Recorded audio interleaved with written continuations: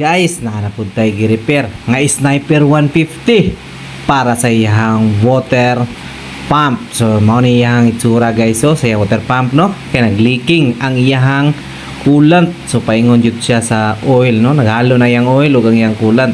So ang amo ang gibuhat guys, gilisa na mo og water seal ug bearing. Kay ang kanang water seal ug bearing guys, mao gyud ay kasagaran madaot pag maghalo na ang coolant ug ang oil.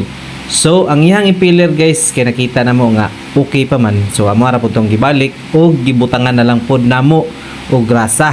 So pag human na tong install guys, amo ra pong gibalik dayon no. So pwede ra pod nato siya nga repairon ang kanang mga water seal. So magdepende ra po na siya guys, kay napoy uban water pump nga ang iyang housing na gyud ang madaot. So dili na ma-repair guys no, or maglisod na tag-repair.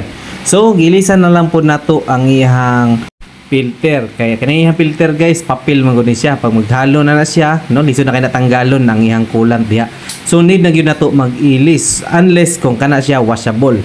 Kaya ang washable guys, pwede ra nato limpyuhan og gasolina or hangin. So mao na to no, ato na ring gi-assemble og ipangbutangag coolant ug oil. So ato na pong gitesting kung okay na ba ang iyang unit.